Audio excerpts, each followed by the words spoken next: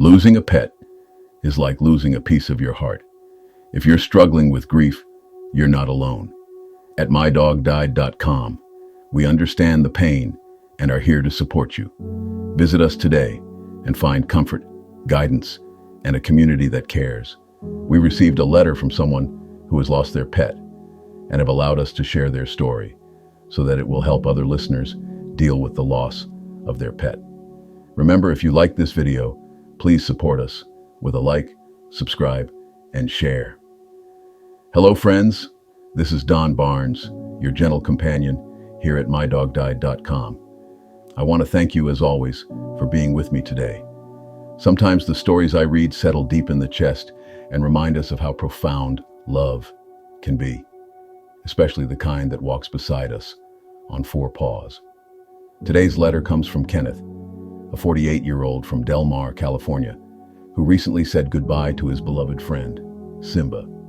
Simba was a 16-year-old Australian cattle dog, and from the sound of this letter, he wasn't just a pet.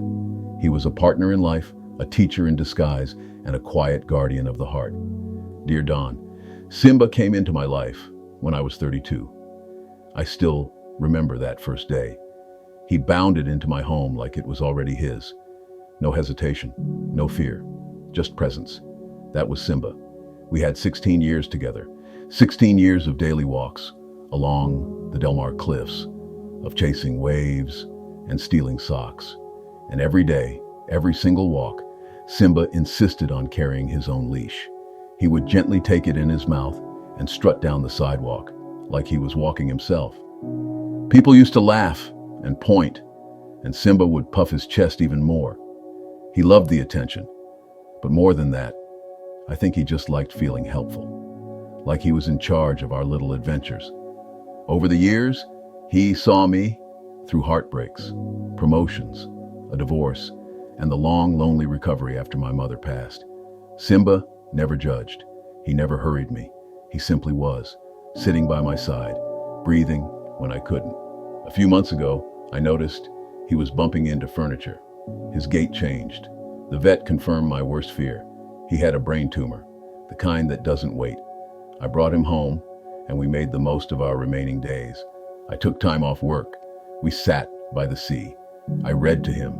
I cooked for him. He still tried to carry his leash, even when it trembled in his mouth. On his final morning, Simba curled into the crook of my arm, rested his head on my chest, and let go. It was peaceful. It was sacred. I found mydogdied.com that night. I was looking for anything to help ease the pain.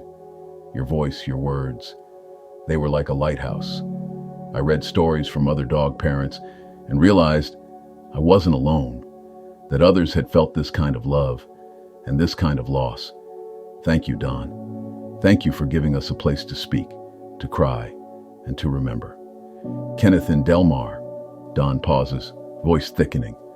Kenneth, thank you. Thank you for this letter. Simba sounds like a remarkable soul, wise, proud, loving.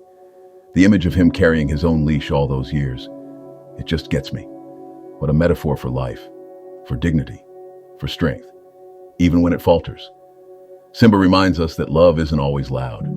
Sometimes it walks beside us quietly, carrying the weight so we don't have to. And when it's time, it knows how to say goodbye with grace. To everyone listening, if you're carrying the silence after a goodbye, let it be filled with memories like Kenneth's, moments of laughter, of strength, of gentle pause in the sand. I'm Don Barnes. You're not alone. And the love you shared, it never, ever leaves. Your love for your pet never fades, and neither should your support. If you're grieving, don't go through it alone. Visit mydogdied.com or call us at 85-5925-2658 and connect with those who truly understand. Healing starts here. Remember, if you like this video, please support us with a like, subscribe, and share. If you have a story that you would like to tell us, your dog stories at mydogdied.com at gmail.com.